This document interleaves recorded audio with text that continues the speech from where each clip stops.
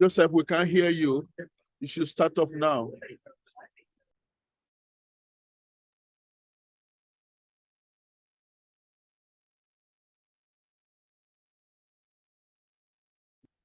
Thank you everyone for this wonderful evening.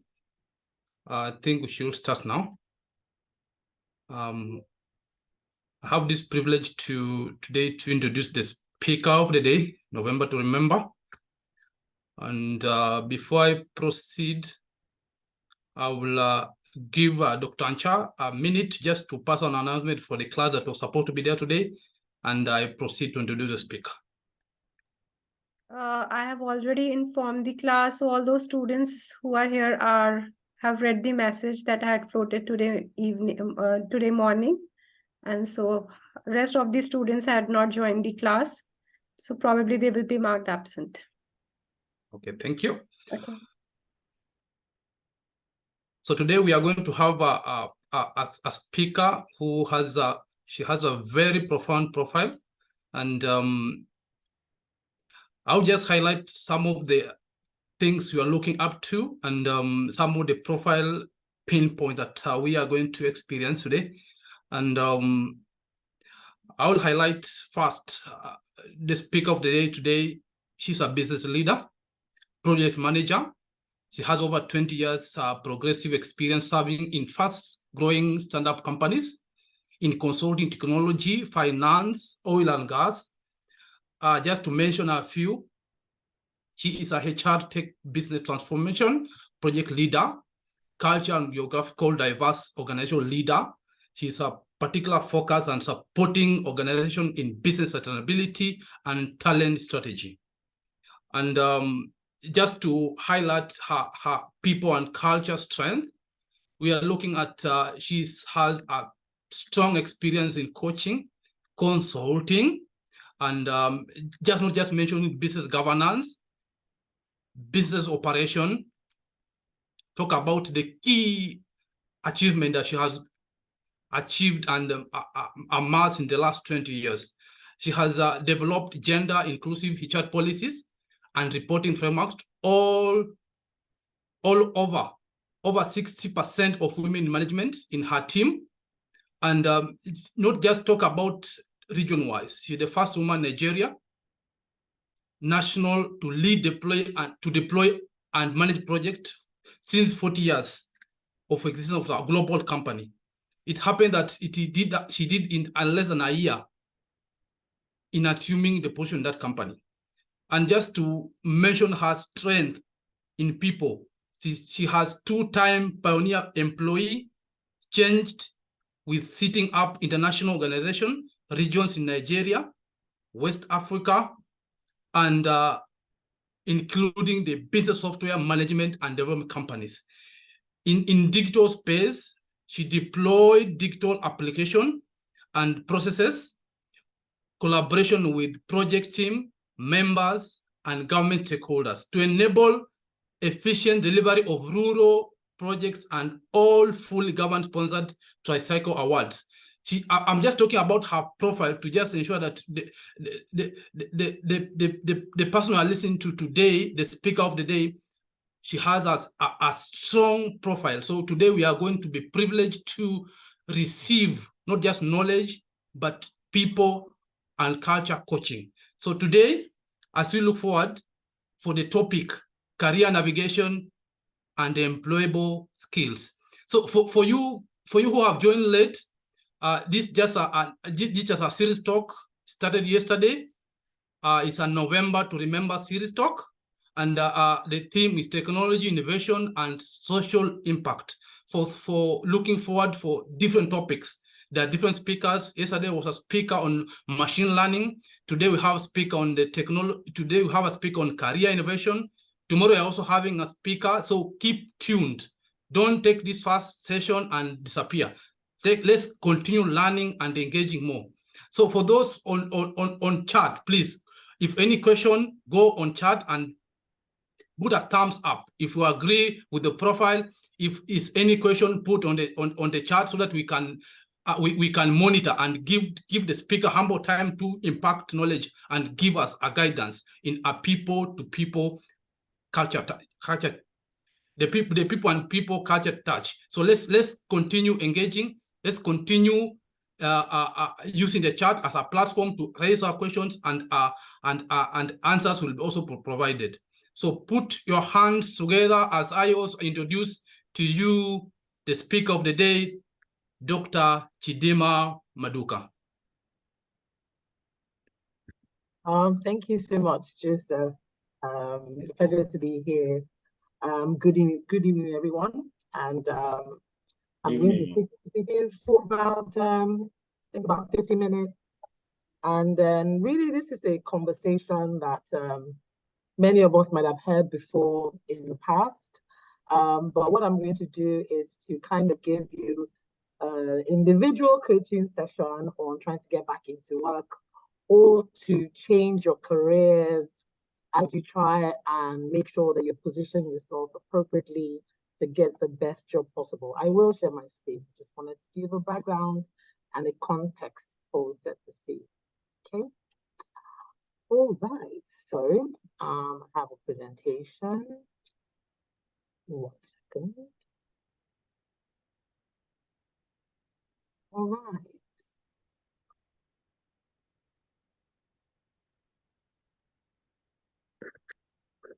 Can you see my screen? Is it showing in presentation mode? Yes, we can see it, yes. Oh, right. So as I've already been introduced, the career topic, we're talking today about career navigation and employable skills, what we need to know. All right, so many of you are already in some part of your career journey. Either you are still in the education phase of it, or you've come back into education because you're planning to re-strategize and go back out there and get the best possible job. Okay, so what you're doing actually is navigating your career, right? And this is a process that will take you through really examining, interrogating the career choices that you've made in the past or the ones that you're planning to make in the future, right? So this involves you understanding your own skill set, doing your skills audits, and then setting up some kind of goals. So what are you trying to achieve when you go out into the job market? Of course, you know today's job market is extremely competitive. It is very competitive, and that is because the access to information now is has been almost collapsed in a way, really. So what many of us spent years getting in universities or studying specific courses, someone can easily just use not only Google now, but AI-generated information to develop information that can be just almost as good, as what it is that you spent years learning. All right. So it is a very competitive job market. That's just to put that on the table, right? And then employable skills. Now, this is not just your technical skills. These are skills that you have, the compendium of information that you gather together that makes you a better option than the next person. You must really ask yourself, why would a recruiter take you over another person? It can't just be because of a degree that you've acquired in the university or a course that you have a certificate for. That will get you in the door to get an interview, but I don't think that will be enough for you to stand apart from the other candidates. So, right, you have hard skills and you have soft skills. So the hard skills are skills that you have acquired through learning that demonstrates your proficiency in a certain area. So if it's a tech skill, you've done some sort of software learning, certification, if it's in languages, something that you can show as proof of proficiency. Those are your hard skills, or also called technical skills. And then we have soft skills. And increasingly, these soft skills are things that are setting people apart when it comes to recruitment. These are the other things that you've acquired throughout life, really. Some of it you've done in a focused and structured way, such as communication skills, team building, critical analysis, but others you might have acquired as you have developed, such as leadership skills, networking, being able to collaborate. These things are very important. And then for some recruitment, they'll actually find ways to test out whether you've acquired these soft skills. So soft skills are extremely important and not enough people pay attention to it. So for employable skills, I will almost in a way prize soft skills over hard skills, because hard skills are things that many people can do. And many recruiters, as was also mentioned, I spent 23 years in recruitment, in human resources actually, full spectrum. And when it comes to recruitment, what we try to do in the first instance is to try and funnel down how many candidates have applied or are open for a particular position. And as many of you know, that is a lot. So soft skills are usually things that we try to test and will give us the opportunity to streamline those candidates to a more manageable quantity. Okay? So why are employable skills important? Now, apart from the fact that this is to get you a job, of course, to put you in the workforce, they're also important because this is what makes you marketable, right? Think of yourself as a brand, like a product, and for your product to sell in the market, you have to be as well positioned and as packaged as is possible in the simplest of terms, right? Think about yourself as a product, and then you're acquiring employable skills to make you more marketable and attractive to the recruiters of the companies. You know, I tell someone now, what is the difference? I was speaking to somebody recently and I said, what is the difference if you drink sodas, if you're someone who drinks fizzy drinks, right? Why do you buy one brand over another? I mean, so many tests. If I use Coca-Cola and Pepsi as an example, there has been so much testing, blind testing that has been done to say that really the taste between the two are very, very, very similar. Some people that have preferences for one brand, when they do a blind testing, they usually choose the other brand, right? So just to show you the importance of marketing, and each of us are a product, and it's just so important that you acquire these skills, identify what they are, and then actively develop them so you can make yourself more marketable. And of course, your brand positioning when it comes to recruiters is very clear. Okay, so when you want to first start off doing this, if you haven't done it already, you need to do your own personal SWOT assessment. I mean, all of us, I'm sure all of you know SWOT assessment is, but this is what are your strengths, weaknesses, what opportunities you have, and then what threats do you have. And all of us must do this self-evaluation, a simple SWOT analysis. So what are the things that you have that are strengths, right? And these are things that you can do very well, that you have developed proficiency in. Not even only in hard skills, in soft skills. Like, are you a good communicator? Are you someone who's able to articulate things very well? Are you someone who's able to lead? Do you have critical analysis? Do you make on-the-spot assessments very well? Are you able to use large data? Things like that. You know, put that in your strength box. Then say, what are the things that your weaknesses?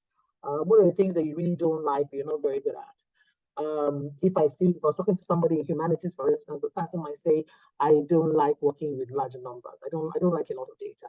I prefer words, I prefer text, I prefer to read, you know. And then once you've done a very clear SWOT, you can now think about, with these strengths and weaknesses that I've identified, what opportunities do I see for myself? Like, what kind of careers do I think that will be able to properly showcase my strengths, or I will enjoy working? You know, it's not just about, when you're going into the workforce, it's not just about which companies will pay you the most amounts. Now, many of you might be more altruistic than myself, but I know that when I paid employment, I was just thinking about who's going to give me the most money? Where am I going to trade my skills for the best compensation, right? But the longer that I spent in the workforce, I realized that this is just a minutia, really, when you're thinking about doing work that you're passionate about, or what the, because when you're doing something, a job that you're passionate about in a company that is speaking to your true values, then you're able to work more efficiently. You're able to have more resilience to be able to deal with work on a daily basis. For those of us who worked before and are going back into the workforce, you do know that work can take a real toll on you physically, emotionally, mentally, and otherwise. So it's just very important that you've clearly articulated these things with your own personal SWOT, right? And the threats. I can't work in a place where I'm not able to do this, I'm not able to do that.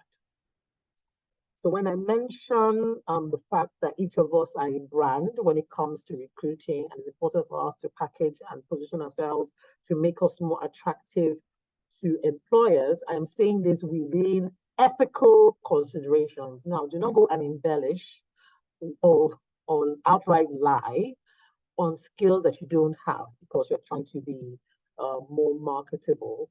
You might pass through, you might scale through, the recruiter might not find out, or whatever else. But imagine doing a job that you don't have the competence to do day in, day out. There are no opportunities for learning, and then demands are being made on you that you can meet. Of course, you're just setting yourself up for emotional and physical stress. Stress that can get into really dangerous capacity. So really, do all this within ethical barriers and considerations. Okay, so what are you trying to achieve in your career? What are the things that you want to do in your career? Very important. Do you want to be somebody who makes a mark in a certain area? You can, when you're doing this work, to make it realistic, but as ambitious as possible.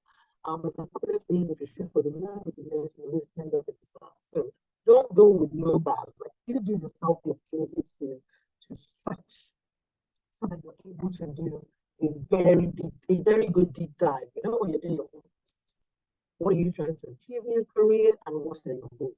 You must have goals when it comes to your career, so you're able to focus and then develop the skills and knowledge, if you don't have it, that you will require to be successful in this career that you're setting out.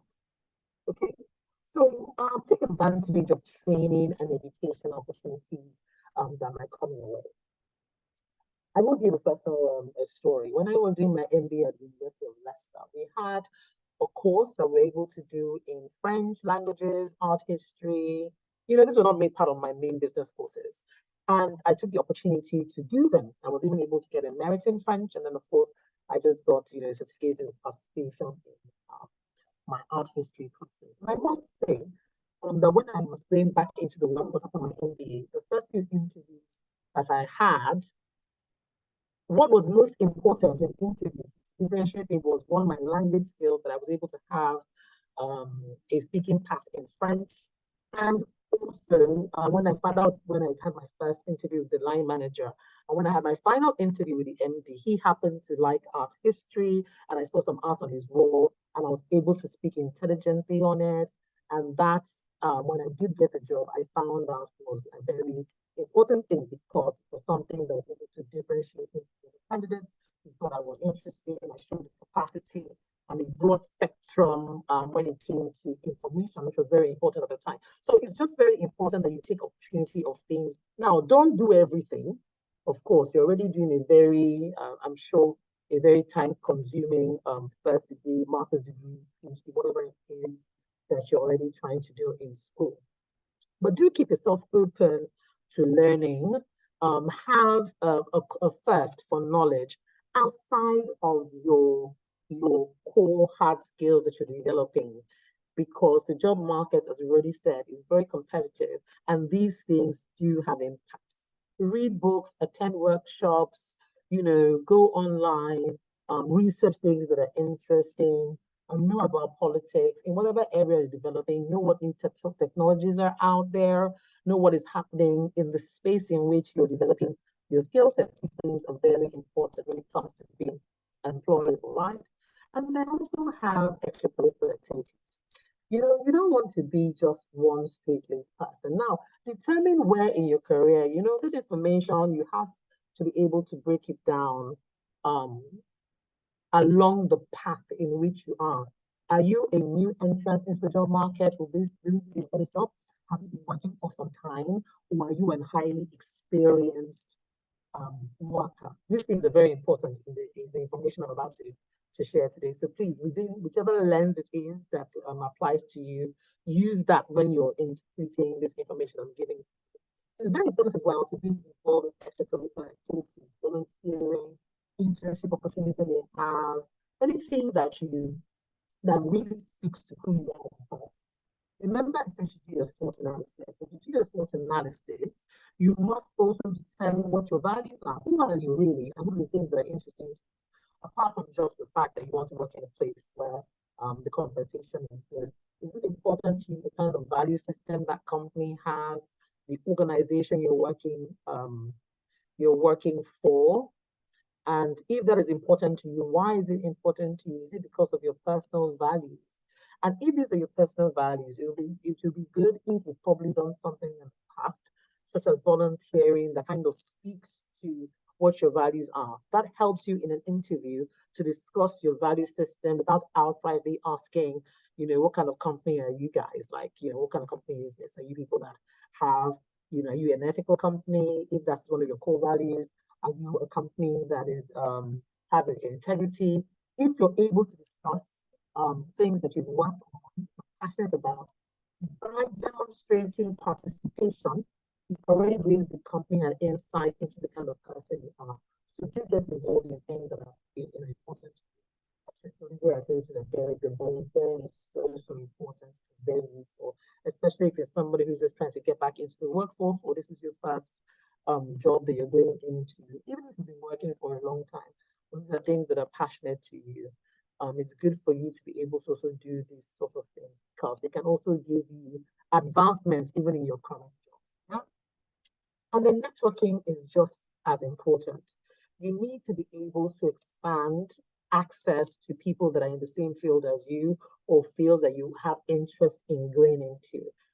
Very important. Your ability to be able to network efficiently. Now, network does not mean you just send random people messages on LinkedIn and tell them you want to connect. I see people do this a lot, but that is not the way to efficiently. Remember, networking is not just about amassing contacts, information of people, and then waiting for the time when you need something from them and demand them to do something for you. That is not networking. Networking is developing a useful business or professional relationship that is a two-way, give and take. Now, I hear people always tell me when I'm coaching, oh, well, I don't know anything. I don't have any information. I don't have anything I'm going to give this very top professor, this MD, this person. So how can I network in this way? And I tell them this. Remember that time, everybody's time is like capital. It's like money, really. and you're asking somebody to spend their money on you, which is spend their time on you, why are they going to do that? Nobody's going to do that. Nobody does that. Nobody just gives, time away because they're not busy. For that person to be a professor, for that person to be a head of unit, for that person to be an MD, the person just to be assured that that person is very busy, right? So you must take the time to prepare and talk to the person in a way that you can share something. It can even just be information. Oh, I saw this article that I felt was very interesting, and I see that you're working in this area, and I thought to share it with you that you might find this useful. Now you're developing a relationship with that person that is a professional relationship that has value, and that person will be more inclined to then develop a quality networking relationship. And that's networking. No matter what it is, it must be something. Don't just send them a blanket LinkedIn information or shove your CV in their hands and that's it. That's not what networking is. I don't want to detract from what it is that we're talking about, but please do make sure that you learn to network efficiently so that it can be productive. Okay, so like I mentioned, when you're going through this process, you must self-assess. You must be able to look at yourself and, as I said, do a SWOT analysis, talk about your values, understand them for yourself. They really help you to be positioned when you are trying to work. When I first started working, when my family was young, when my children were very young, it was very important for me. One of my values is family. That is one of my personal values, right? So I always knew that I wanted a job that I was able to be available to my family when they were very young. That was very important to me. So I remember when I would get job interviews from companies. I live in Nigeria, and our banking system is a little bit peculiar. Very long hours and very demanding, right? So even though I used to work in investment banking, I was a portfolio manager before I went off to do my MBA. But then that was when I was single, I didn't have kids, so that was fine. But my value system changed when I got married and I had kids, and I knew that I couldn't have any job that would be too demanding and I won't have time for my family. So really, I will have interviews from banks and from companies like that. Maybe the distance was too far from when I lived. I wouldn't even go for the interview. People always said, "Oh, why are you doing that? You just, get a job, a bird in hand is what two in the bushes." I'm like, no, it doesn't align with my values. This is going to cause too much disruption in my mental states that, irrespective of how much I'm going to be paid, I know that I will suffer. I won't be able to do my best on that job. And after a while, I will disengage. So what's the point of setting myself up for failure? So when you self-assess, I'm not talking about just, patting yourself on the back with lots of flowery information. Try and make it as realistic as possible. And if you have somebody in your life, like a mentor or a coach or somebody independent that can give you real critical feedback, it will be also good if you can share your self-assessment with them as well, so that you can really focus and position yourself for success. There is nothing worse than being mentally disengaged on a job. It is one of the most miserable things that can happen to anyone. So I do not advise that you do that now. Okay? Now, explore your options. Research different possible paths in which to get to your ideal job, because sometimes it's not always a straight road. It's not just you finish from school, you do a course, you apply to Google, and you work in Google. Like, yeah, everybody's story is not the same. But if you do want to work in a particular kind of industry, there might be other ways in which you get there. You might be looking at startup companies that might have a lower barrier to entry. And that's because you're just positioning to get some skill sets before you know you're then ready to build into that major big league company. Sometimes that is the way. The road is not always a straightforward road. Sometimes give yourself the opportunity to have different paths that you're considering on how to get to your chosen destination. And of course, set goals for yourself. If you know that you want to work in a tech firm, a particular kind of tech firm, particular sector, and you don't have the skills, and that is because you've done the research on the job, and you've looked at the criteria of the people that have worked there, then you can now target focus on some particular courses that you may not have. positioning yourself better. One of the easiest things that we can do is to just Google your ideal job, right? And then look at the job description for those jobs and use them as a yardstick in terms of preparing yourself for particular jobs or look for interviews. Look at the available leads and tell people. Go into LinkedIn, put in that job position and see how many people have this job position. What kind of careers do they have? Like what education background do they have? What kind of courses do they do? This is a cheat sheet, a very quick and easy cheat sheet that can help you to have very focused way in which you position yourselves for roles, okay? And then while you're doing this, you're developing a plan, right? You're developing a plan that you're going to be able to work with clear matrices that you will use to assess yourself to find out if you are positioning yourself appropriately for the jobs that you're trying to target. And then be flexible. Now be flexible. As I said, not everybody has a strict path from education to their ideal job. So there are different ways that you can get to where you're going.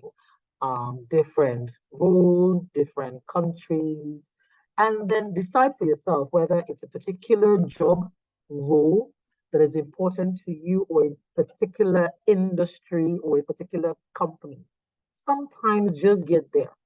Get there in any which ways. If it's a sector, if it's a company, and then be able to work yourself through while you're there. I remember when I was changing from investment banking to oil and gas, which is where I work now in the energy sector, because sustainability was so important to me and I was determined to be in that sector. No matter which ways, I was going to get there. So I wrote letters to companies and I told them I didn't need them to pay me any amount for 3 months. I just needed to have that job industry on my CV, and I just needed to get in there. So I was ready to give free work for 3 months because it was important to me to be in that sector. And when I was able to do it, whilst doing that, I was then able to actually get a job. But honestly, I was ready to do this job for free because I needed that sector on my job, on my CV. I just needed to break into that sector. And it's a very difficult, well, in my country anyway, it's a very difficult industry to get into. So determine for yourself when in your flexibility, do you really want a particular job title? Is it the job you're looking for that is very important? Is it the sector that's important to you? Or is it a particular company? And then determine how you're going to get there in a very flexible plan A, plan B, plan C, and then focus and then go for it. So this is if you determined the career that you're already doing that you want to pursue. I'll say you decide to change your career. Very risky thing to do, but it's a very doable thing as well. If you understand the dynamics when it comes to career changes, okay? So if you want to switch jobs, you have to think to yourself and determine why is it that you want to change jobs. Now, depending on the stage you are in your career, this is not a very easy decision for you to take. Now, this is where I would advise external coaching or advice, just to make sure that you're on a clear path as to what it is that you want to do in this change of jobs, because it requires a lot of evaluation and analysis, and to weigh out the pros and the cons before you do it, because any job search is difficult in itself. Changing a career is a whole thing entirely. You know, there's a time in my career where I didn't work for 2 years by choice, because I told you one of my value system was my family, wasn't it? So when I wasn't able to get the kind of jobs that I wanted, I decided I was going to stay home, be a homemaker for 2 years. It was a wonderful time. A gift, really, I think all women should experience. But anyway, when I was done with that, I had to get back into work. And then I decided I didn't want to go back into banking. And then, you know, I was trying to change my career. It was a very, very difficult process. One, first, is the psychological part of changing your job, because remember, it's not all career changes that you're going to have a straight line change. And that means, for instance, say you were a manager in one sector and you're changing, you may not be on that same level. You might seem that you're temporarily downgraded. These things do happen. So these are things that are very important. You might be earning less because you're coming in not at the same level where you were before. So these things really need to be evaluated and reviewed. Very, very, very, very, very important. It will have lasting impacts on your ability to do your job properly. Because when you're looking at the rest of your peers in your former career, there will definitely be those times when you're like, oh, I wish I hadn't changed.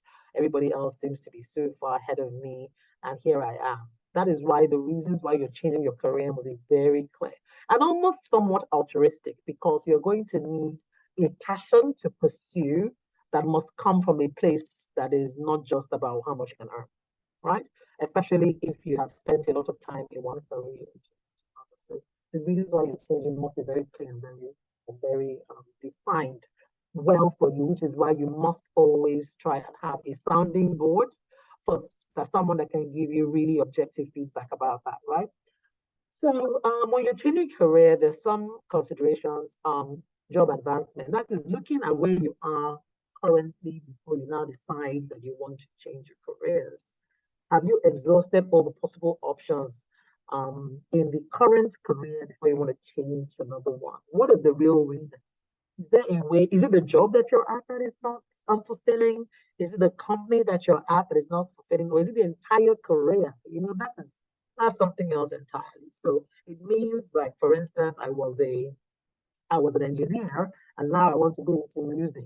I want to become, I want to do classical music, for instance. That's a career change, just as an example.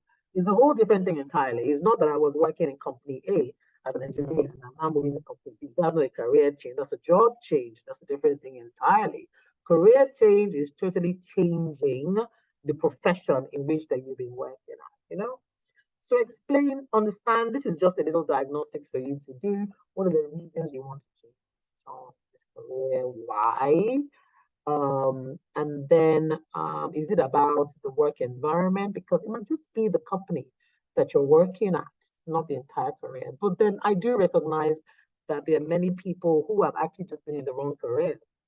Maybe they studied a course that they were advised to do when they were younger, and they've realized that this is not something that really fulfills them. It doesn't fill their happiness cup. It doesn't make them feel fulfilled. And that is so important because you spend the majority of your waking hours in life, your adult life, at a job. It really must be something that fills you. If it doesn't, then you're really going to be setting yourself up for a lot of difficulties, especially as you get older, right? And when you're dealing with the guilt, maybe if you have a family or if it's taking a lot of time on you, toll on you, and it's not a job that you enjoy, it will take a lot out of you. So the jobs that you do, the career that you choose to focus on is very, very important. Another thing that is very important as well is your work environment. Where do you work? What kind of company is it? It's not just about how much you're getting paid. It's not even about how glamorous the job looks online. The company, the decor, those things don't matter if you're working in a toxic environment. I can tell you that for free. One of my very dear friends got a job in a multinational that everybody knows. It's a company that if I say the name, everybody knows this company. When she started working there, I was dying from envy. I was so excited for her, of course, but I was like, wow, I really want to work in a place like that. And then she worked there, she left her company, so she left her entire career. She did a career change for this job. It was a whole brand new career. And she had worked about 15 years in the company that she had worked at. It was a lovely company. She was happy there. She was well valued. She was recruited on LinkedIn. She got this job. It was beautiful. She went there. Everybody thought it was a great job. I thought it was a great job. She changed her career, learned new set of skills, all of that. Everything went beautifully. Shortly after, I think about 2 years, she left that job. And I was like, how could you have left this job that everybody wants? Everybody craves this kind of job. You change careers and all of that for this company. But then she said the work culture was toxic, that it was so toxic, it was affecting her mental health. She was not able to sleep well at night. She was having a lot of difficulty. And this was a job that pays so well. The package was fantastic. It was a multinational. well-known company all over the world. She was recruited, she was headhunted, changed her career, but at the end of the day, it didn't work out. So it's very important for you to assess when you're choosing jobs, changing careers, whatever it is, the work environment, the culture of the place. Now, culture is how people behave, right? It's not really something you can Google what's the culture of the place. Yes, there's some things like Glassdoor that can give you some information, but remember that Glassdoor is really, you have to take Glassdoor and things like that with a pinch of salt because they're usually written by disgruntled employees, right? And that might not be the entire picture.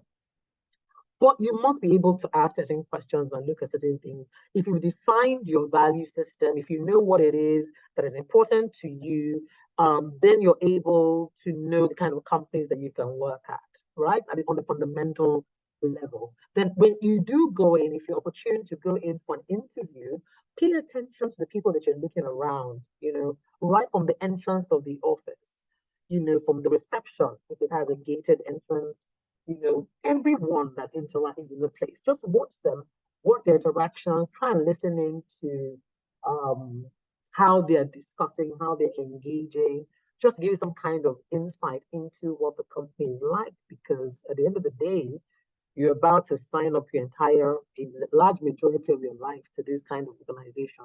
It's very important that you've had some kind of assessment on the culture of the place. Internally, if you don't have someone that works there, better ask them the right questions about it. Okay. Then, of course, benefits are very important. Of course, when you're, thinking about job changes, career changes, compensation is very important. And of course, compensation goes with benefits. And then some benefits are in kind, and those benefits sometimes might even outweigh the benefits in cash. When, of course, you know what your value system is. Do you need a job where there's a lot of autonomy, where you're able to do things for yourself without being micromanaged? Is that important to you? Do you like companies where there's a flexible work option? Do you like working remotely? Is that very important to you? Do you like to have, unlimited days of leave? The things that are very important to you are things that you must have articulated so that you're very clear what it is that are non-negotiables, as I call them. Everybody must have non-negotiables. Every time I interview someone that says anything, I'm just like, no, this is not even going to work because nobody wants somebody who has no sort of say so, just apart from how much am I earning. I mean, there are people like that, but yeah. From the company end of it, I find those kind of potential employees flaky, because when you get another good offer and compensation, you're just going to leave because nothing else is important to you. So pay attention to things like health benefits, leave, ability to work on assignments, what kind of training do they have? Those things are very important. Okay? And then weigh everything against the compensation before you're able to then decide on the kind of jobs that you want to take. It's very important. The figure end of the paycheck is good, but have some basic understanding of accounting, because gross pay is different from net pay, is different from taxes. All these things are very important because sometimes they advertise jobs and they show you the gross package, don't quite tell you what it is that's the net, which is what enters into your account at the end of the day. All of you must understand basic accounting. Do not go for any sort of interview or compensation discussion if you don't understand the basics of accounting, so that you don't have hidden costs and charges in things that you haven't identified. Okay, especially if compensation is very important to you. So think about the challenges you may face on a new job, and then begin to think about how you'll be able to surmount them. Have your non-negotiables and have your negotiables. Have the things you're willing to work with, and then understand the things that you will not be able to work with. Man was made to work, but work was not just made for man. Very, very important, because if you know that you're going to spend the majority of your life, your adult life, on a job, there's some things that you must be willing to consider. I know the economy is bad, the economy is hard, depends on which country it is that you're working at, and it's very important for you to have a job, but it's also important for you to have a well-balanced life. And when you don't have things articulated and you're not thought about your career, if you've not done a SWOT analysis, if you understand your value system, if you don't know what your negotiables are and non-negotiables are, you will take any job, you will get it, you will be miserable, you'll be unable to perform, and then sometimes you're even asked to leave the job, depending on which country or which company you're working at, and nobody wants that, okay? So have those things clearly defined for you. Understand what your self-expectations are, what are your priorities. Very important. You must do an assessment for yourself. If you're going back into the workforce, if you're trying to get a job, that's the only way that you can be at the top of your game. You know, sometimes you get into companies. When I do assessments, consulting for companies when it comes to their people needs, right? You see some people in the same job that are working as if they have more than 48 hours in a day. Not even 24 hours. They are working so efficiently, so optimally, bringing creative solutions, you know, and then you see somebody else on the same job and the person is just struggling every day. They're complaining about their performance, they're complaining about their, you know, engagements, they're not getting the same out of them. And every time I coach both people, I find that one person is passionate about that job. This job aligns with their dreams that they've had. This thing aligns with their value system. This person has a plan. This person has a goal. The other person just kind of found themselves in the job and is struggling every day. Because passion is not something that you can manufacture. It's not something you can try and psych yourself into. It must be something that aligns with your self-actualization. If not, you don't have any passion on the job. And once you don't have passion on the job, then you're not able to bring your best self forward. It's just so important that we're able to do that. And then remember that we always have options. I know it doesn't seem like that because, you know, the jobs are limited, the market is competitive. But remember that you have options. There is a place where you're going to be able to bring your best self forward and do quality work. We owe it to ourselves actually to give ourselves the opportunity to find a place where you can do quality work. And that is when you're able to bring yourself forward, your best self forward. So make sure you've done that. You've weighed the pros and the cons. You've looked at the job, even the location. How long do you take to commute there? Because commuting can it can be a joy killer. It can suck out the joy out of your job if it takes you too long to get to work and back every day. That thing can be emotionally draining. Like I live in Nigeria, like I mentioned, and we have a bad case of road traffic all the time. Another one of my non-negotiables was I was not going to live in a place that took me too long to get to work. I just can't do it because by the time I get there, I have nothing to give. I'm spent, I'm burnt out. So things like that you must consider when you're writing down your non-negotiables for work. You know, I mean, sometimes you might take other jobs that are not exactly ideal, but it's always good for you to have it written down. It kind of keeps you focused and targeted on what it is that you need to do. Do lots of research around the job market. If you know people that work there, do quality networking with them, like I mentioned already, so you're able to get relevant information that can help you position more effectively.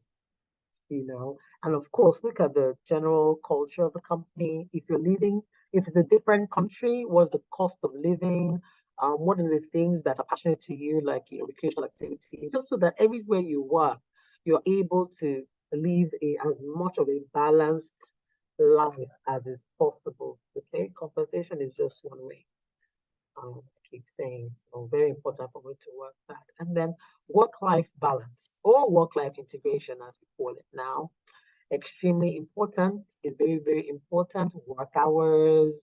What are the kind of employer expectations? Now, this kind of conversation you may be able to have when you're in the interview phase of a recruitment, because some things you may not be able to research from the outside. But do be ready to ask these questions. You know, what are the hours? What kind of expectations? Do they expect you to keep working outside of work? Now, I know in some countries, even by law, this is not even allowed. So that might not be applicable to you. But in some countries, it's you're plugged in 24/7. And being plugged in 24/7 might not be something that appeals to you. So it's very, very important that you're able to ask the right questions during the interview process.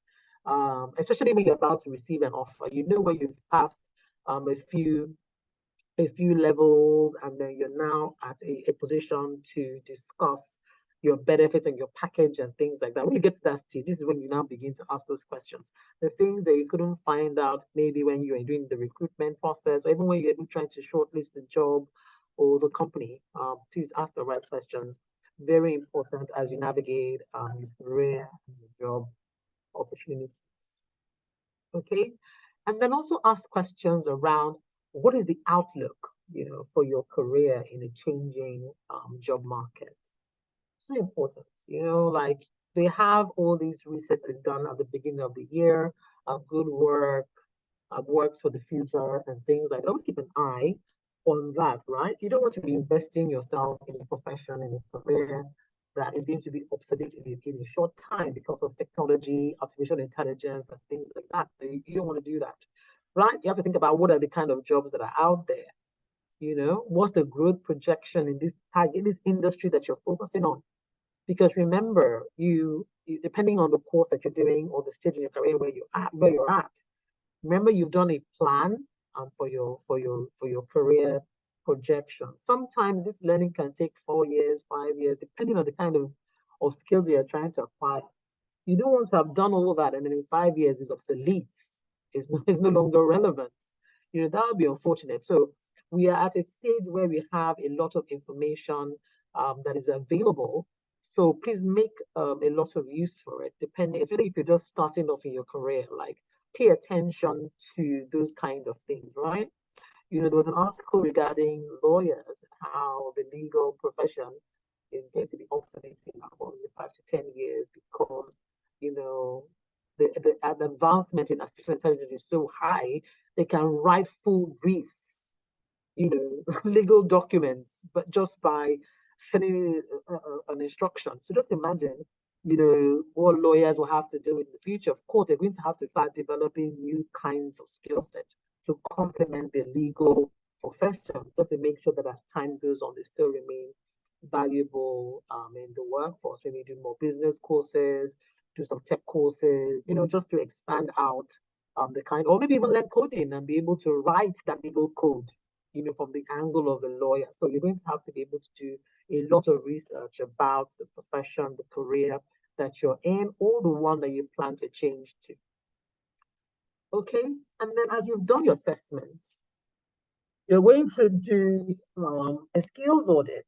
So what do I have already? And am I really a good fit for this job? Some jobs they require not only competent skills, like technical skills, hard skills. Some jobs require a certain kind of soft skill that maybe you don't have, and maybe it's not even something you can apply. Are you really a right fit for this job? Like if I say for myself now, I'm in corporate services, and as well as a coach, and sustainability, and all these things. And a lot of it requires a lot of public speaking. I have to speak to people, I have to speak to crowds, I have to train. So imagine you're an introvert that doesn't like to engage with people. You prefer to work, in an insular fashion. That profession is just not going to fit you. You're going to struggle on that job, right? So you have to be able to say, am I really a good fit for this job? Like, it's nice on paper. I remember a couple of years ago when Scrum certification, which is still a relevant skill set, was really big. And then I told someone when I was trying to consider, oh, we have to do Scrum, let's get in there. I was like, okay, let me look at it. Because I used to be a project manager, yeah? I did the PMP and all of that. So like Scrum was a good thing to follow through. And then someone told me, oh, a lot of the jobs are remote, and then we do a lot of the work online. And I was like, wow. So when do I meet people? Who am I talking to? So no, they have like, spot meetings in the morning, the project. I was like, so when do I meet people? I asked this question in multiple ways. And when the answer came back, is it online? I said, no, it's that for me, I'll be miserable. I can't just see people online. I'm not going to see anybody. We're not going to have tea. We're not going to talk to anyone. I'm just going to, yeah. So for me, I was just not a good fit. I was not a good fit for the job. Now, I might have had the hard skills I could have acquired through the training, but what I will need to be able to actualize for myself was not just going to work for that. So yeah, I know They probably earn more than I do now. I don't know what the job pays like, but I'll be miserable. It just doesn't work for me. So, are you really a good fit for this job? Like when you do your own assessment, are you a good fit for the job? Does it align with your values? Does it align with who you are as a person? And if you don't know who you are as a person, I would advise you don't even have to have a fancy coach. Just ask somebody that you know who can give you objective feedback. What kind of person am I? There's so many free online tools like Myers-Briggs that you can do to get a personality profiling. Or you can also just ask someone who knows you and can give you objective feedback. Am I an introvert? Am I an extrovert? Do I handle conflict well? Am I somebody? Just get a picture of who you are, because your job is your life in many ways. In many ways, it can shape your entire life, and you need to be able to make sure you do it properly. So are you qualified? What do you need to get qualified in? Remember, you've done the SWOT, you've done your assessment, you've looked at job descriptions online about the job that you wish to apply for. You've looked for people on LinkedIn that have the kind of job that you desire, and you've gone through their profile and you've done a really good picture, right? So you know whether you're qualified for that job as well. So do you have the skills, the knowledge, the ability to meet a future employer's expectation for the role? The good thing now with HR is that when you look at job posts that people put out now, they also add a section called the person specification.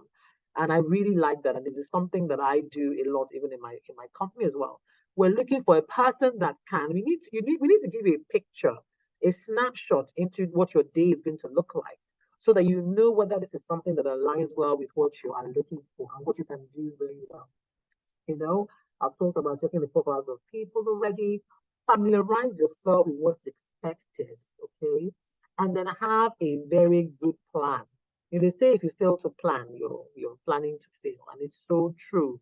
Have yourself a plan. But of course, even as you have those plans, remember to stay flexible. Okay? So, as I mentioned, have an independent person that can give you some measure of feedback when you're going through your career inventory. Like, what have I done? What can I do well? What am I good in doing? Someone that can give you feedback on that kind of thing is just so important. It really helps you to have a picture that you can work with, so that as you're developing your technical skills, your hard skills, you're also developing your soft skills. And then it also helps you to see blind spots, right? It helps you to see blind spots, and those things are very important. You don't want to come into an interview with anyone if you've not done some kind of self-assessment, right? I remember one interview I went for, and it was a job I really, really wanted. It was a company I really, really wanted. I was so excited about this job. And the first question the lady asked me was a team of about 6 people. And the first thing the lady asked me was, so tell me about yourself. And, the question kind of stumped me, because it was like, what do you mean about myself? And I said, no, tell me about yourself. I was like, well, you're looking at my CV. So, everything is in about myself. And the lady got a funny look on her face, and they carried on with the interview. Now, when I finished with the interview, suffice to say, I didn't get the job. Not because of my technical skills, but the lady apparently was, because I always ask for feedback.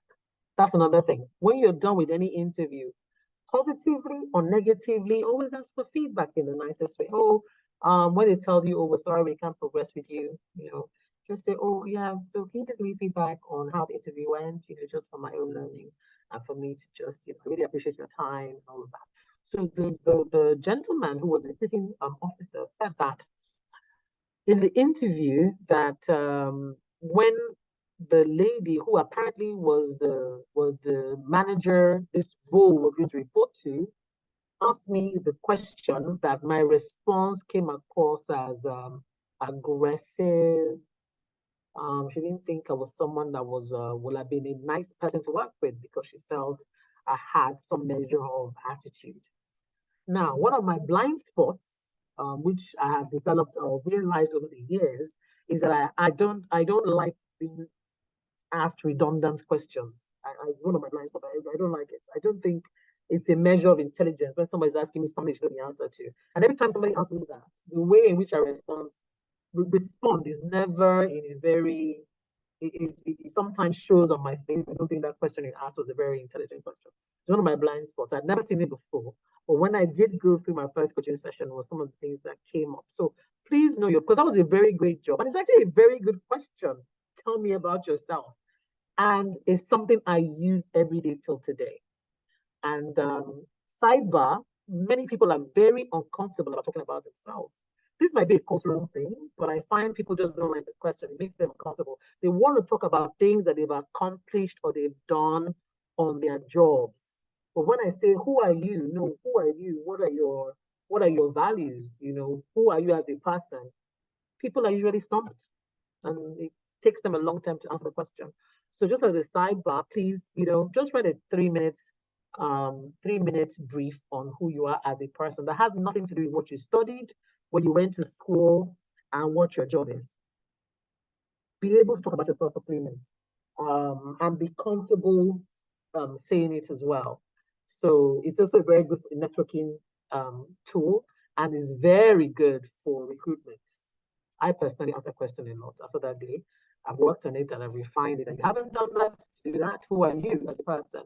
And make sure it has nothing to do about where you school, what you studied, and what job you do.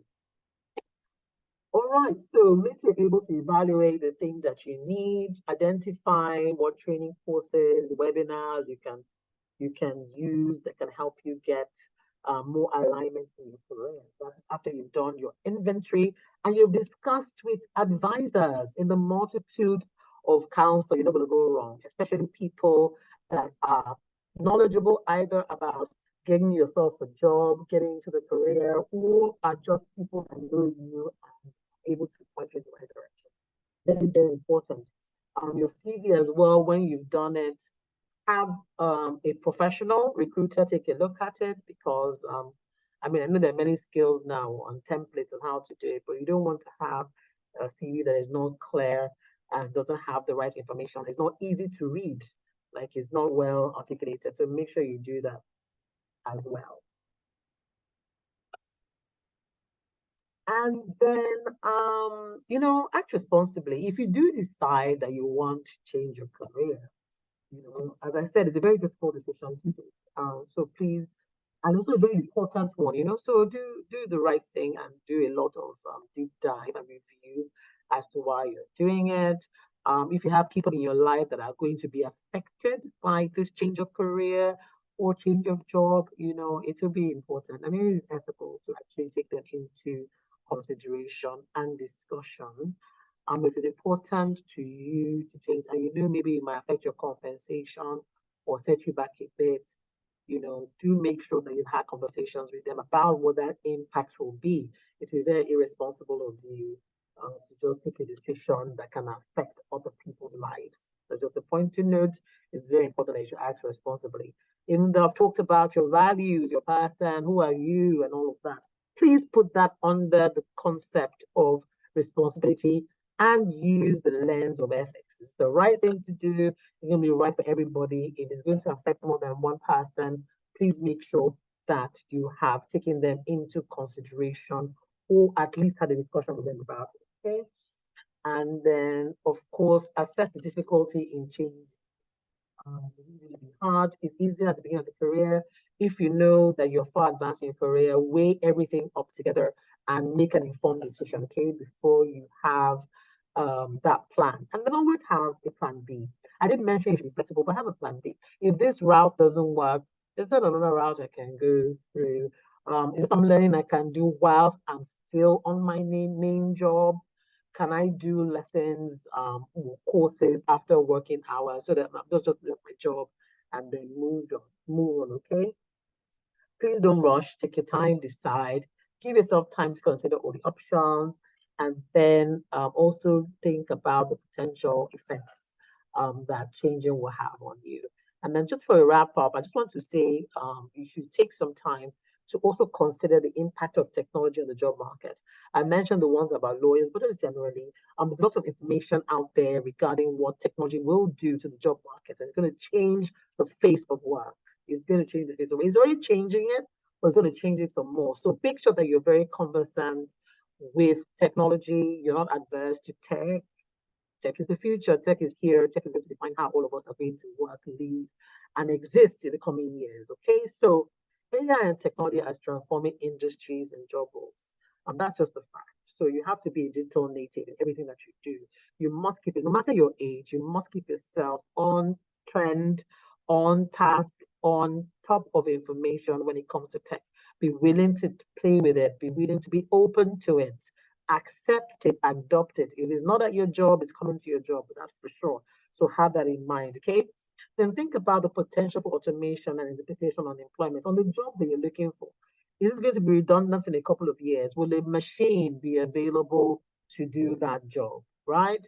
So are you going to be part of the people that are going to develop that machine? Can you maintain that machine? Or do you want to just know that maybe this is not something you need to be pursuing all your time and effort in, right? For the foreseeable future, because you don't have, I call it a tech-proof job. Do you have a tech-proof job? Is the job tech-proof? Like, if it's not tech-proof, then make sure you're able to accommodate technology in your plans when you're making them, okay? And then the different tools for skills development when it comes to tech. You can learn from coding platforms, their project management softwares. There's just so many things that you can do. There's Coursera, there's TEDx. These are extra to the traditional way of learning, which is still very good and still has its place. But if this is something that you're just trying to play around with or think, try and look into developing yourself in these areas, okay? And develop a lot of data-related skills. Data science, data analytics is important in every job. I don't even know the job that is not important. It's important in every job. In HR, it's so important. Like now it defines how we do everything, because it's HR metrics you have to look at. You have to be able to look at big data, in everything that you're doing. So those things are extremely important. LinkedIn, for instance, has so many learning. Some of them are even free. Expand yourself, expand your ability to develop tech. Like I mentioned, the French course I went for when I was in my university, you can even learn languages now online. I mean, there are even apps that you can have that can translate for you. But it can be very useful if you also develop a second language, if it is something that traveling is important to you, or you want a job as a multinational job and things like that.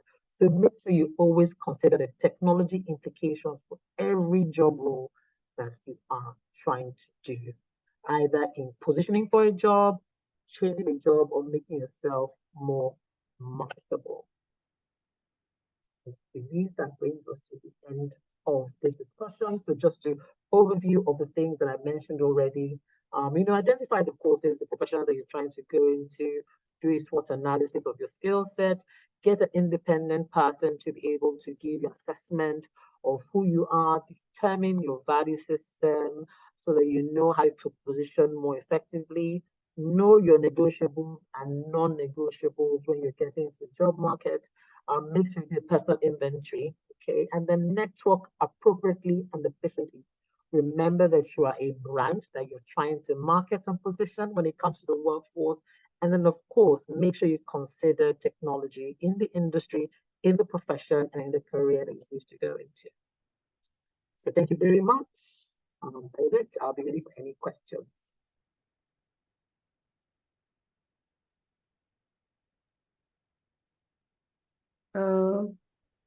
Students, do you have any question? I hope because everyone is looking for jobs, they will be having many questions to ask. So students, just ask your questions because Yes. they have too many when I am in the class. Good evening. Yeah. Yes.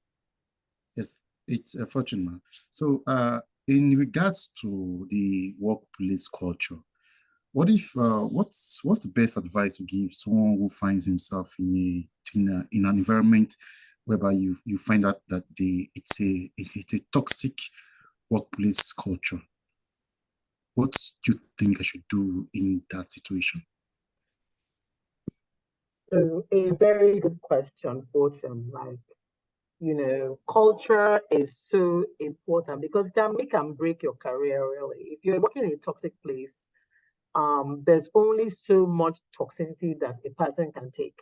So what I say is that if you know that this toxicity is embedded, fully entrenched in the culture, then I would not say that you can manage it, really. What you should do is just to try and stay above toxicity for as long as you can, whilst beginning to search for another job. Because, you know, how toxicity is bad for you. That's actually why it's called toxic, right? So what I just say is, whilst you try and make a plan to exit, stay above it. Try and develop some emotional resilience that kind of insulates you from the culture. Don't take things personally. Just understand I am working in a toxic culture and I will soon be on my way out. I'm making my plans.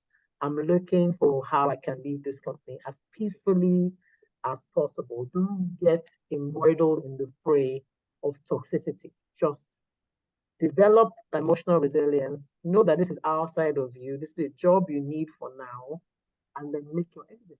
It's not going to change. You can't change toxicity. One person can't change a toxic culture. So it's very difficult to hope that it will change.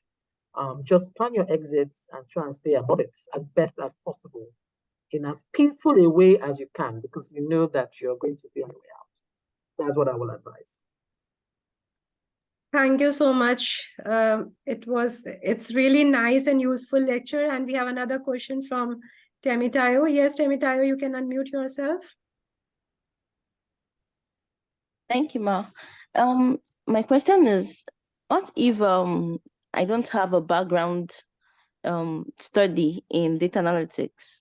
What advice do you have for me if I don't want to do internship? Like, how can I challenge myself in the markets, in the labor markets? Okay. Entire data analytics is so important.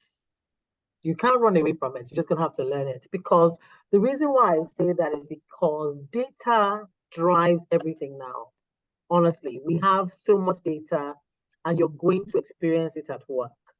So if you don't have the skills, even though it's not a course that you're studying, I would advise that you use either Coursera or any online platform to learn it. Start from the basics and get yourself acquainted with it, because you can't run away from it.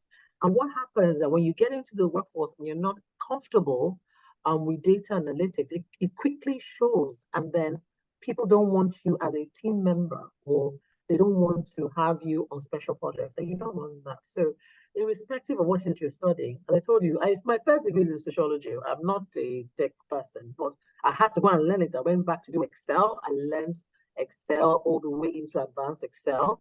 I went and I studied data analytics. And I can tell you that now, 23 years later in the workforce, my HR is just data. It's almost 80% data, because that's what you're doing. You're looking at the data, you're making inferences, you're making analysis, and you're giving information to executive management based on what the numbers are suggesting. So this is a skill that is extremely useful, irrespective of which sector you're going into. So I would advise that you take time and just start learning it on the side. Use a free course and begin to get yourself familiar, and then make sure you just get more comfortable with it. It's going to be a skill that you're going to use and will definitely differentiate you in your workplace. I would like to add to what Maduka has just said. It's also developing the passion. If you are not passionate about what you are learning and you are just learning it for the sake, because if I'm doing a course on it, or my friend is doing it, you will never be able to learn. So develop a passion, and once you are passionate about what you want to do or what you are doing, you will automatically put extra efforts to learn. So be passionate. Any more questions from the students? Yes, Joshua. Yes, I speaking from the ethical issues. There are some agencies that you would like to apply as an agent, as the agency with. They would like to ask you to bring work history and all. In that case, maybe you learned one or two from have online experience. How will you not fit in that position if they ask you to bring your work experience? Joshua, is it that you don't have work experience? Yes. Okay, you don't have. Okay. So now this is the thing about ethical issues, right? If you falsify the work experience that you have and you then get the job, and then you start working on the job, and then they want to test out this experience that you have, and you're not able to demonstrate it, how do you plan to manage that? And this happens all the time. I've seen this happen before. You embellish, and then your embellishment now turns to something else. You're just setting yourself up for failure.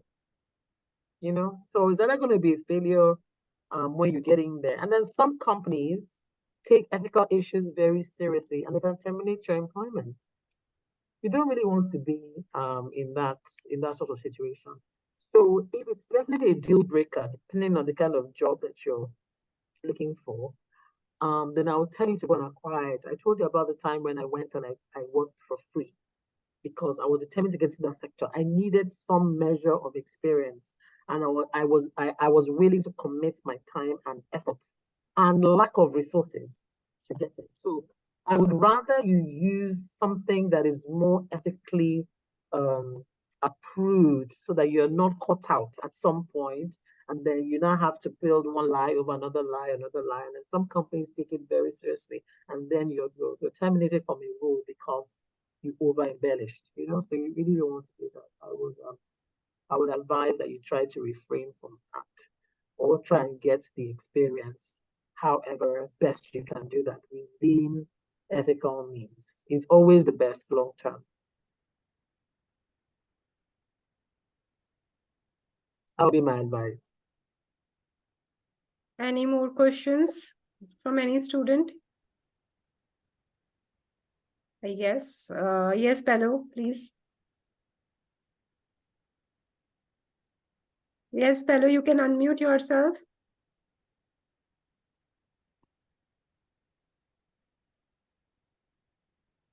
Bello, you can unmute. My question is, Yeah. all right. My question is that when you are taking a job, which one should one take first, or in the scale of preference, the one that's one supposed to consider? Is it the pay or the passion for the job?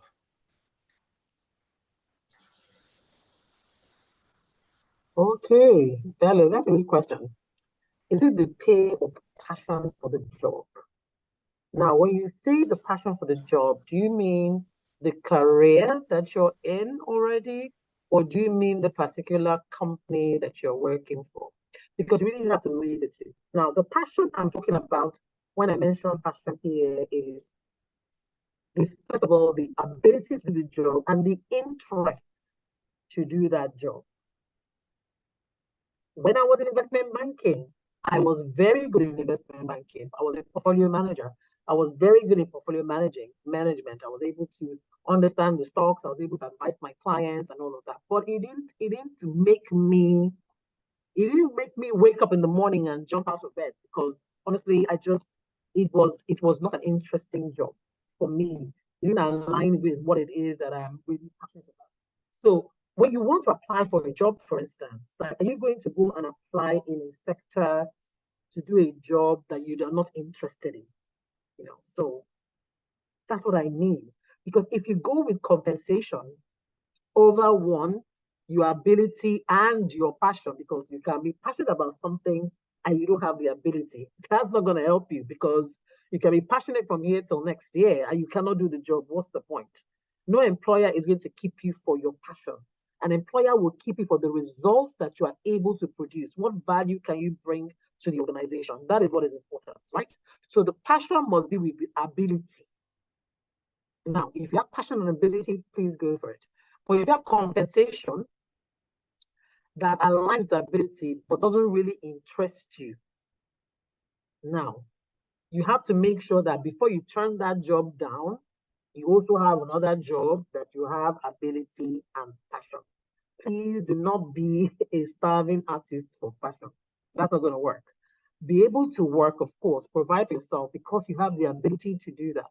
But if you do not have the interest in doing that, then go and find a job that would align with your ability, and you have the interest. Therefore, you're able to spark your passion to do your job effectively. That's what I'm trying to say. So please do that. Always keep that in mind when you're looking for a job. You must have ability, then you can now have interest, and then that can now spark your passion. Thank you. Can we take two more questions if you have time?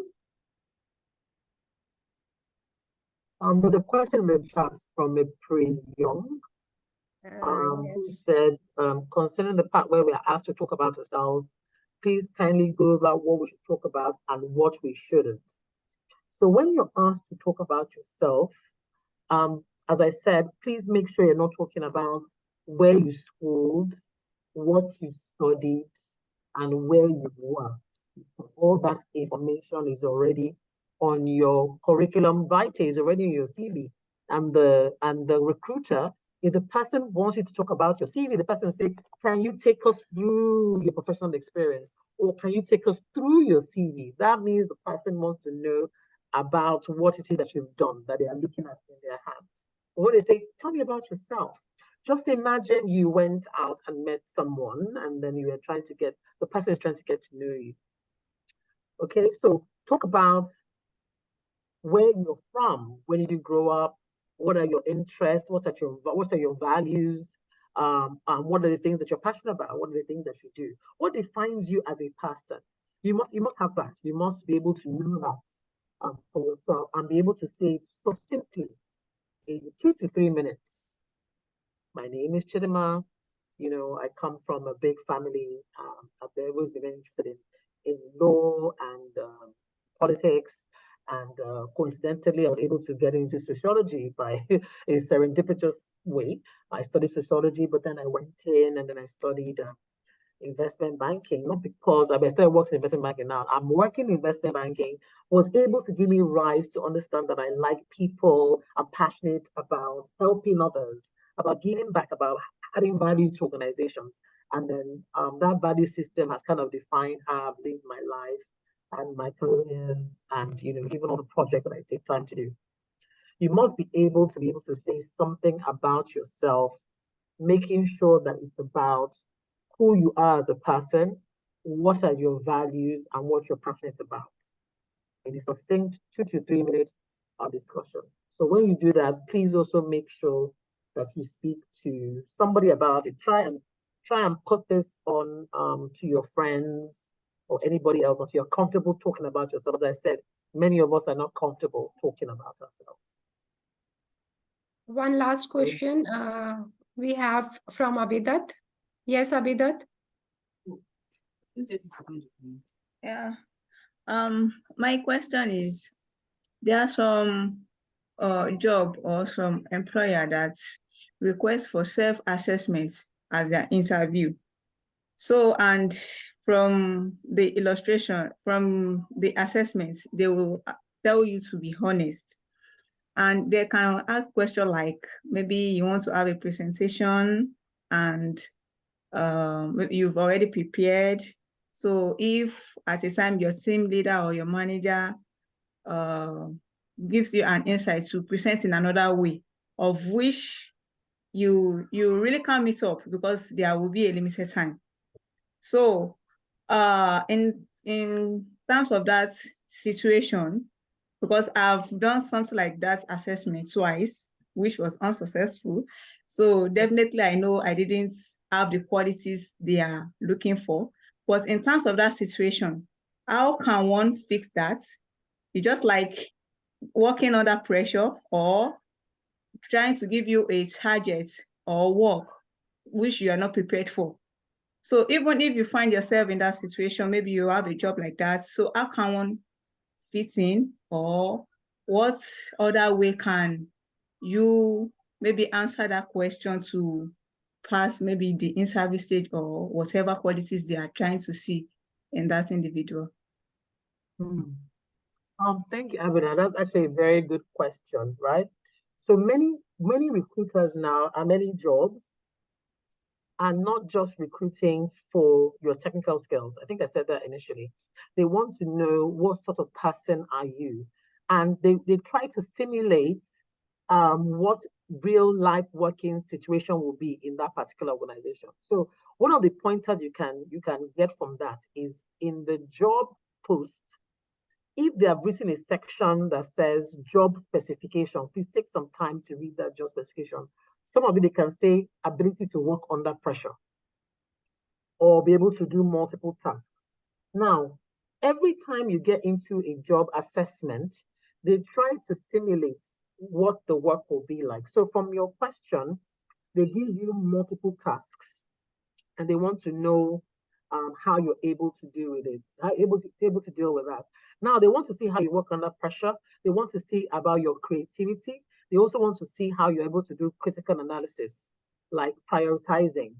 These are skills that are important to them on that job, and they're trying to test it in a simulation, right?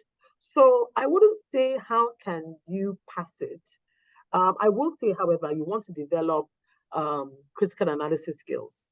You also want to be able to play business games. There are all these business games online. There's like a case study, and they tell you, oh, if this happens, what would you do?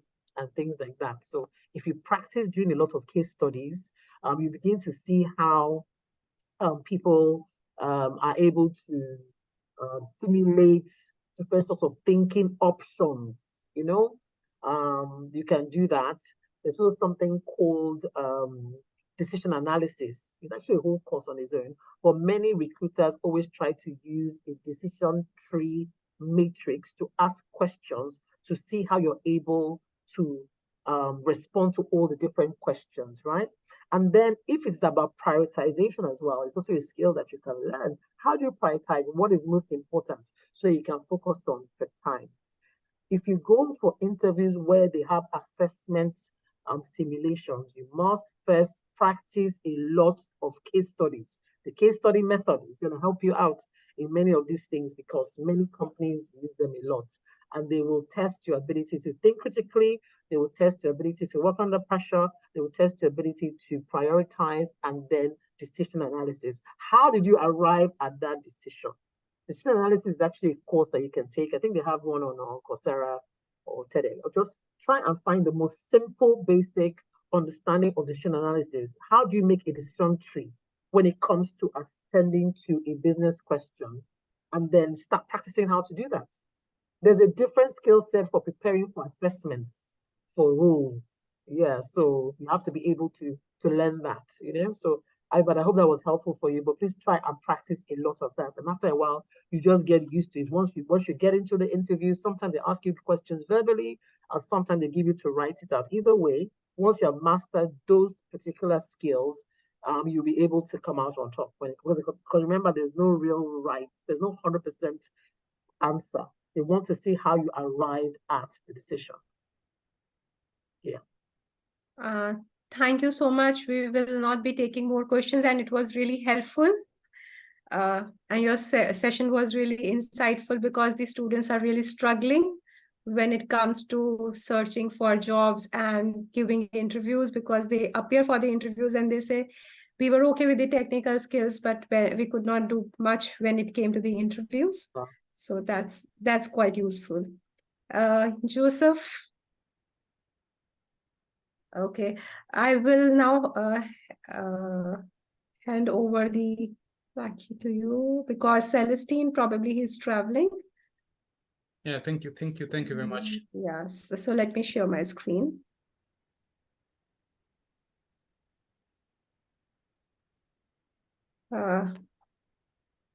Thank you so much. I hope we can see the play. Yeah, we can see. Yeah. Thank you very much, Dr. Chidinma. Thank you very much for everyone who have listened. Everyone has, because there are so many questions, but we have shortage of time. Yeah, thank you for the patience. Yeah, we will look forward to seeing you in the next November to Remember series also. Thank you so much. Yeah, thank you. Thank you. Thank you, students. Yeah. Bye. Thank you, students. Thank you so much. Thank you. Thank you. Thank you, ma'am. Thank you, ma. Thank you, Thank ma. Thank you, Thank guys. you. We Thank you, really ma. appreciate. Thank you, Thank ma. you. Thank you, ma. Thank you. Okay, I am ending the meeting now.